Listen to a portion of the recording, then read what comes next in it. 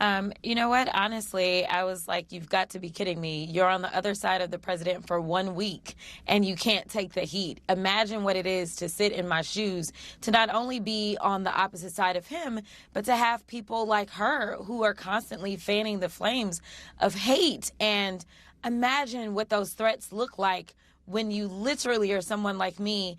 But at the end of the day, I know that I serve the people of Texas 30. And so my job isn't to be there and necessarily do whatever is going to make the president. Here to discuss is one of Green's biggest adversaries in Congress, Democratic Representative Jasmine Crockett of Texas. Congresswoman, thanks so much for joining us. I want to start with the shocking announcement from Congresswoman. Wait a minute. Hold on. Green. What is wrong with her? She looks tired. She looks like she got some Spock ears going on. And she got this big radical fake bun ponytail. Wow, she don't look too good, to be honest. She just don't look too good. Through your mind when you first heard she was going to resign on January 5th? You know what? Honestly, I was like, you've got to be kidding me. You're on the other side of the president for 1 week and you can't take the heat. Imagine what it is to sit in my shoes, to not only be on the opposite side of him, but to have people like her who are constantly fanning the flames of hate. And imagine what those threats look like when you literally are someone like me. But at the end of the day, I know that I serve the people of Texas 30. And so my job isn't to be there and... Jasmine Crockett. Remember what I said? Is she a relation to the late, great Davy Crockett? I don't think so. Jasmine Crockett, let me tell you, before you even ask, she's a very low IQ person. I mean, if we ever had to pass an aptitude test, that's the one should take one because she shouldn't even be in the crowd. So I have no idea what you're going to, but I don't think we should waste our time. This is a low IQ person. Job isn't to be there and necessarily do whatever is going to make the president not be on my back, but instead is to focus on making sure that I can push forward with policies that are positive for Texas 30. Here's an And so the question was, what do you think about her resigning? All I heard was me. She didn't really say nothing about her resigning, but okay. excerpt from her resignation video. Take a listen. Standing up for American women who were raped at 14 years old, trafficked and used by rich, powerful men should not result in me being called a traitor and threatened by the President of the United States, whom I fought for. So she seems to be suggesting that it is their disagreement over the release of the Epstein files that is causing this shocking political breakup. What's your response to that? I mean, listen, he's upset with Thomas Massie, and so he's gone after him. He's upset with Boebert. He's upset with any Republican that actually signed the discharge petition. But somehow they were able to weather the storm. So, you know, this really speaks to the fact that Marjorie, who has been an instigator of a lot of this hate that we see as it relates to the MAGA movement, you know, it's just interesting that I don't know if she really fully understood how bad she was making it for other people. And now that they're doing it to her, you know, And this hate from the MAGA movement, I have no idea what she's talking about. Obviously, I pay really close attention to this type of stuff. Doing what's right and calling out Democrats for their Satanist behavior, is that hate? I think these days, people such as this young lady right here with her eyes closed on the screen, when you disagree with them or critique them, even slightly, that's called hate these days. And the Democrats are extreme in the way that if you don't agree with them 100% on everything, the unaliving of babies, the open borders, the giving people free things, corruption. If you don't agree with them 100%, then they call you names. They call you the phobias. They call you the isms. They call you the ist. They call you all those type of things. If you don't agree with them, 100,000%, 10 toes down on everything. You can't vary whatsoever. So that's the frame that the Democrats come from. It's got to say, well, why is it that everyone else is able to stand and you can't? The House Oversight Committee, which you are a member of, said Friday night that your committee is expanding its investigation into Jeffrey Epstein. Do you have any idea what this expanded investigation might include? Going too far. I do not at this point in time.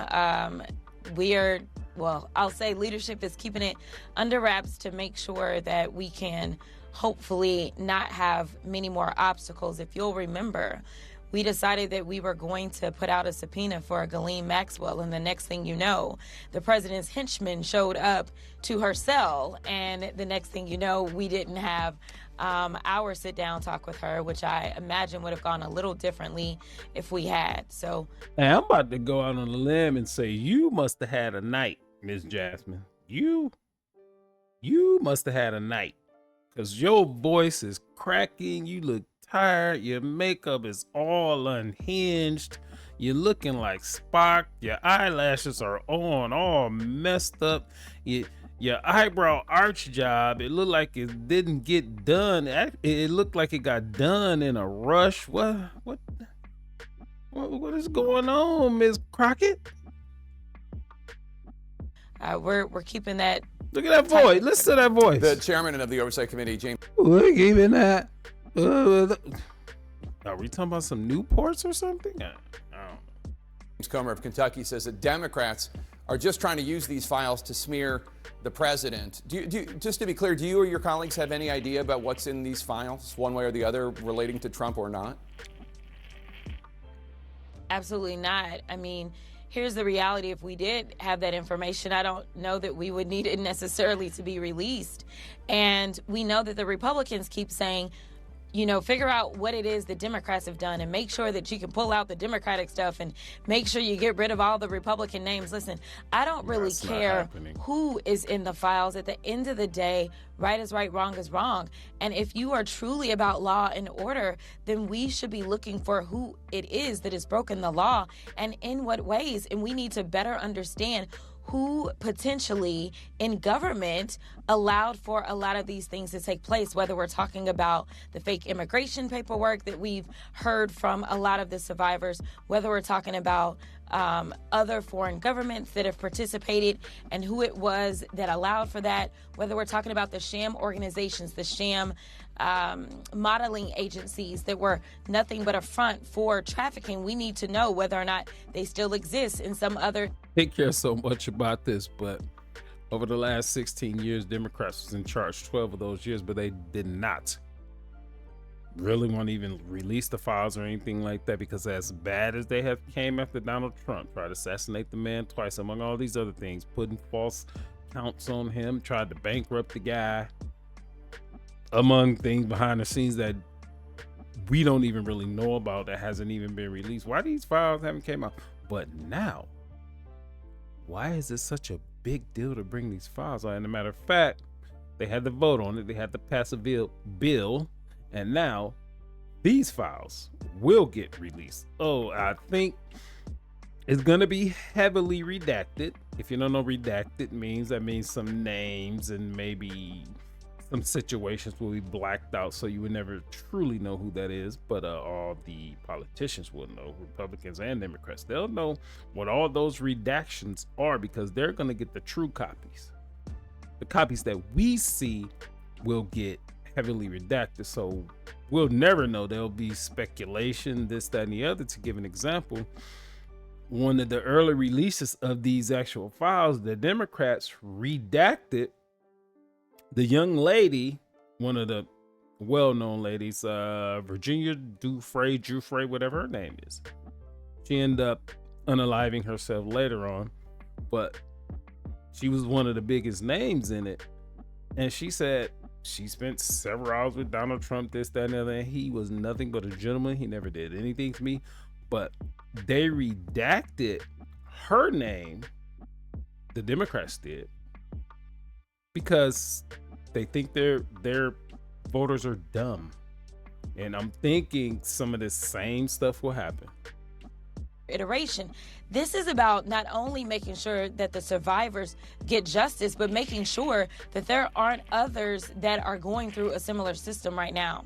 There was a back and forth this week after you accused former Republican Congressman, now EPA Administrator Lee Zeldin, of accepting campaign donations from Jeffrey Epstein. It turned out it wasn't convicted sex offender Jeffrey Epstein. It was a Long Island neurosurgeon, Dr. Jeffrey Epstein, different person. You corrected the record. However, now the neurosurgeon is telling the New York Post that he is threatening revenge against you. He's going to donate to your campaign, so you have to admit you accepted money from a Jeffrey Epstein, if not the Jeffrey Epstein. What's your response to that? Oh, yeah, that's funny. Listen, if there's anybody else who's alive and decides that they want to donate just so that you'll be on my FEC report, I am here for it. I will take your donation, especially since Jeffrey Epstein is now deceased. I don't think that it will be confusing whatsoever that it was not him, unless he's come back from the dead. So we'll see. So you are, we're told, weighing a decision on whether to jump into this Texas Senate race, challenging Republican Senator John Cornyn for his seat, although it's unclear that Cornyn will survive a Republican primary. You said you had a meeting this week with pollsters to discuss your chances. Did you have that meeting? And if so, how did it go? Are you still thinking about running? I am still thinking about running. We did get our polling back. So we are moving on to the next phase to determine whether or not this is would make sense in the moment, and if the infrastructure can be built out in the way that I see it being necessary to actually be able to win, as well as we are continuing to look at the polling on the other side. Listen, they are in a civil war right now on the Republican side as it relates to who will become their nominee. John Cornyn has served the state of Texas for decades at this point in time in some capacity. And right now, I don't know if he's... She said the Republicans are in a civil war, and I would tend to agree with her. And for the most part, I think it's a good thing, because that's part of the reason that MAGA was formed, because in Donald Trump's first presidency, he wasn't a politician. He's really not a politician now. So he actually trusted the politicians. And even though even in his first term, I think he's the best president of my lifetime. But there was still a whole lot of things in politics that he did not know. And he got backstabbed so much, as far as we could see. Even his vice president didn't want to do anything, and his vice president Mike Pence had a lot of power for a vice president. So now that he's in his second term, obviously, you live and learn. Donald Trump wouldn't get to be a billionaire if he has not lived and learned. MAGA enough to make it through his primary, but we are evaluating all things and seeing what it would look like to put together a team, and we will make a final decision by Thanksgiving on whether or not we're going to ultimately move forward. What did the polling information that you got back show? Is it a calculation of whether or not you're going to be facing Cornyn, who might have more appeal to moderates in your state, centrists? Now, I haven't seen this, but I bet there's going to be a mention of the margin of error somewhere in this. So let's see. In your state, as opposed to a more MAGA candidate who potentially defeats Cornyn in the primary, that you might, or any Democrat might, have a better chance against? I'll tell you this, that head to head, we are doing really well against Paxton. I will say that. I will also tell you that we are actually within the margin of error as it relates to John Cornyn. I knew it. So to be perfectly honest, the only reason that I'm continuing and the reason I bring up the margin of error, these pollsters that she's talking about are people that she has hired, that she has trusted. And she said really well against whoever the Paxton guy is. Now, Cornyn is the guy that's in there currently. And from her people, they're within the margin of error of the incumbent. And she said they're supposedly doing really well. We don't know what that means. Could that be the margin of error? We don't know, which means that tells me if you go off the polls, depending on how they're put out, she'd get blown out. To consider whether or not I do this is because my polling says I can win. That is the bottom line. But at the end of the day, a poll is a poll. And so you need to actually be able to execute on that. So whether it's Cornyn or whether it's Paxton, we feel confident that we can get this done. The thing is, we obviously would prefer to have Paxton. I know you would. It'll be easier to beat. Congresswoman, thank you so much for joining. So that's going to be the end of this video. If you like this video, comment on this video, share this video. This is Mr. Info 5000, Mr. Info 5000.